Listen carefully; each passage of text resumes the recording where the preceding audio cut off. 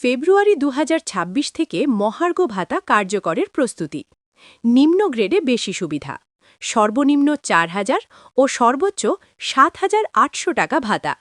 বাতিল হচ্ছে ৫% বিশেষ প্রণোদনা। আসসালামু আলাইকুম সুপ্রিয় দর্শক, ভিডিওর শুরুতে সরকারি চাকরিজীবী মহোদয়গণ চ্যানেলটি সাবস্ক্রাইব করে রাখুন নবম পে স্কেলের আপডেট সবার আগে পেতে। দৈনিক বার্তা ২৭/১২/২০২৫। ২০২৫-২৬ অর্থবছরের প্রেক্ষাপটে দাঁড়িয়ে সরকার এবার সরকারি চাকরিজীবীদের জন্য একটি গুরুত্বপূর্ণ আর্থিক সিদ্ধান্তের দিকে এগোচ্ছে।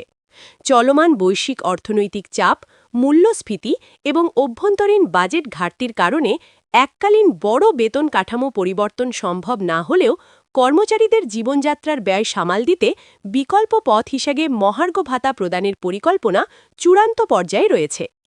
অর্থ মন্ত্রণালয়ের একাধিক সূত্র জানিয়েছে, এই সিদ্ধান্ত মূলত বাস্তবতা বিবেচনায় নিয়ে নেওয়া হচ্ছে, যাতে সরকারের উপর অতিরিক্ত চাপ না পড়ে এবং একই সঙ্গে কর্মচারীরাও কিছুটা স্বস্তি পান।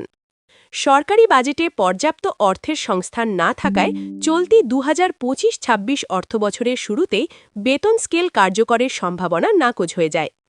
এই পরিস্থিতিতে অর্থনৈতিক ভারসাম্য বজায় রেখে কিভাবে কর্মচারীদের সহায়তা দেওয়া যায় তা নিয়ে দীর্ঘ আলোচনা চলে নীতি নির্ধারক পর্যায়ে। এরই ধারাবাহিকতায় উঠে আসে মহার্ঘ ভাতা প্রদানের বিষয়টি, যা তুলনামূলকভাবে কম ব্যয়ে কার্যকর করা সম্ভব। বিশেষজ্ঞদের মতে এটি একটি কৌশলগত সিদ্ধান্ত, যার মাধ্যমে সরকার সময়ও কিনছে এবং চাপও সামাল দিচ্ছে। এই প্রস্তাবিত মহার্ঘ ভাতা ব্যবস্থার সবচেয়ে গুরুত্বপূর্ণ দিক হল এর গ্রেড ভিত্তিক কাঠামো। এবার সরকার ভিন্ন একটি নীতিগত অবস্থান নিয়েছে, যেখানে উচ্চ পদস্থ কর্মকর্তাদের তুলনায় নিম্ন ও মধ্যম পর্যায়ের কর্মচারীদের জন্য সুবিধা তুলনামূলকভাবে বেশি রাখা হয়েছে।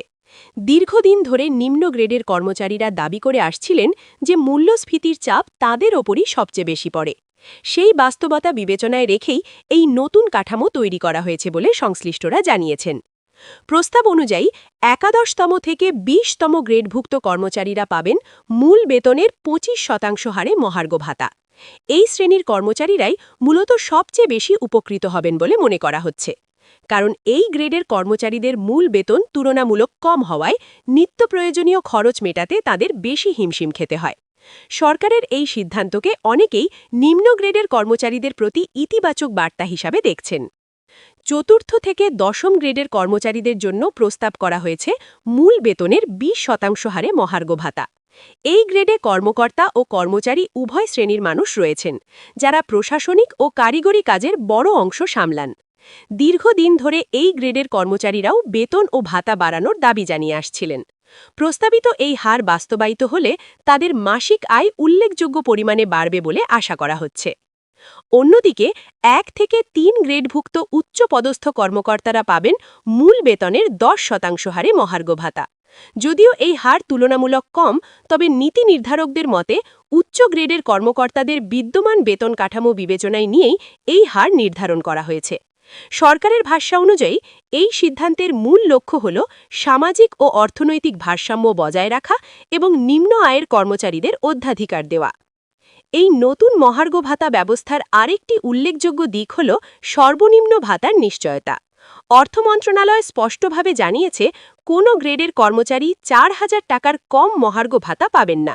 অর্থাৎ যাদের মূল বেতনের শতাংশ হিসাব করলে ভাতা এর চেয়ে কম আসে, তারাও ন্যূনতম ৪,০০০ টাকা নিশ্চিতভাবে পাবেন। এতে করে সবচেয়ে কম বেতনের কর্মচারীরাও সরাসরি উপকৃত হবেন। একই সঙ্গে ভাতার সর্বোচ্চ সীমাও নির্ধারণ করে দেওয়া হয়েছে। প্রস্তাব অনুযায়ী কোনো কর্মচারী সর্বোচ্চ ৭,৮০০ টাকার বেশি মহার্ঘ ভাতা পাবেন না। এই সীমা নির্ধারণের পেছনে মূল কারণ হল বাজেট নিয়ন্ত্রণে রাখা এবং ভাতার নামে অতিরিক্ত বৈষম্য তৈরি না হওয়া নিশ্চিত করা। ফলে পুরো কাঠামোটি একটি নির্দিষ্ট সীমার মধ্যে রেখে বাস্তবায়ন করা সহজ হবে বলে মনে করছে সরকার। এই নতুন মহার্ঘ ভাতা কার্যকর হলে একটি পুরনো সুবিধা বাতিল হয়ে যাবে। সেটি হল ৫% বিশেষ প্রণোদনা। পূর্ববর্তী সরকার যে বিশেষ প্রণোদনা সুবিধা চালু করেছিল, নতুন ভাতা কার্যকর হওয়ার সাথে সাথেই সেটি আর বহাল থাকবে না। তবে অর্থ মন্ত্রণালয়ের কর্মকর্তারা বলছেন, নতুন মহার্ঘ ভাতার পরিমাণ ওই প্রণোদনার তুলনায় অনেক বেশি হওয়ায় কর্মচারীরা আর্থিকভাবে লাভবানই হবেন। কবে থেকে এই মহার্ঘ ভাতা কার্যকর হবে, এই প্রশ্নটি এখন সবচেয়ে বেশি আলোচিত। জনপ্রশাসন মন্ত্রণালয়ের সিনিয়র সচিব মোখলেস উর রহমান জানিয়েছেন, চলতি 2025-26 অর্থবছরের মধ্যেই এই ভাতা আনুষ্ঠানিকভাবে ঘোষণা করা হবে।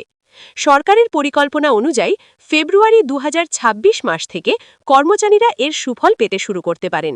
অর্থাৎ ফেব্রুয়ারি মাসের বেতনের সঙ্গেই এই অতিরিক্ত অর্থ যুক্ত হওয়ার সম্ভাবনা রয়েছে। এই অতিরিক্ত ব্যয়ের অর্থ কোথা থেকে আসবে সে বিষয়েও ধারণা দেওয়া হয়েছে। অর্থ মন্ত্রণালয় জানিয়েছে, উন্নয়ন বাজেটের কিছু খাতে ব্যয় সাশ্রয়ের মাধ্যমে এই মহার্ঘ ভাতার অর্থ যোগান দেওয়া হবে।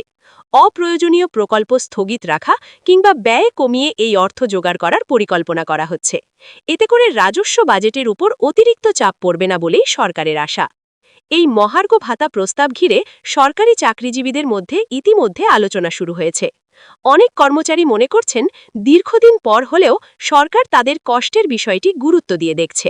বিশেষ করে নিত্যপণ্যের মূল্যবৃদ্ধি, বাসা ভাড়া, শিক্ষা ও চিকিৎসা খরচ যেভাবে বেড়েছে, তাতে এই অতিরিক্ত ভাতা মাসিক ব্যয়ের চাপ কিছুটা হলেও কমাতে সাহায্য করবে। বিভিন্ন দপ্তরের কর্মচারীদের সঙ্গে কথা বলে জানা গেছে, তারা এই সিদ্ধান্তকে সময় উপযোগী বলেই মনে করছেন। তবে এই প্রস্তাব নিয়ে কিছু প্রশ্ন ও মতভেদও রয়েছে। কেউ কেউ বলছেন, মহার্ঘ ভাতা সাময়িক স্বস্তি দিলেও স্থায়ী সমাধান নয়। তাদের মতে পূর্ণাঙ্গ নতুন বেতন কাঠামো কার্যকর না হলে দীর্ঘমেয়াদে সমস্যা থেকেই যাবে। আবার অনেকে মনে করছেন, বর্তমান অর্থনৈতিক অবস্থায় সরকার যে সিদ্ধান্ত নিয়েছে সেটাই বাস্তবসম্মত। বাজেট ঘাটতির মধ্যেও যদি এই ভাতা দেওয়া সম্ভব হয়, সেটি সরকারের সদিচ্ছারই প্রমাণ। অর্থনীতিবিদদের একটি অংশ এই উদ্যোগকে সতর্ক আশাবাদের চোখে দেখছেন। তাদের মতে, উন্নয়ন বাজেট থেকে অর্থ সাশ্রয় করে যদি নিয়মিত ভাতা দেওয়া হয়, তাহলে কিছু প্রকল্পের গতি কমতে পারে। তবে একই সঙ্গে তারা বলছেন, সরকারি চাকরিজীবী দেশের প্রশাসনিক ও সেবামূলক ব্যবস্থার মূল চালিকা শক্তি। তাদের জীবনমান কিছুটা উন্নত হলে কাজের মনোভাব ও সেবার মানেও ইতিবাচক প্রভাব পড়তে পারে। সব মিলিয়ে বলা যায়, এই মহার্ঘ ভাতা ব্যবস্থা সরকারি চাকরিজীবীদের জন্য একটি গুরুত্বপূর্ণ স্বস্তির বার্তা নিয়ে আসছে।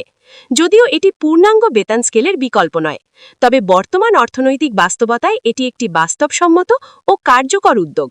এখন দেখার বিষয়, ঘোষণার পর এটি কত দ্রুত বাস্তবায়িত হয় এবং কর্মচারীরা বাস্তবে কতটা উপকৃত হন।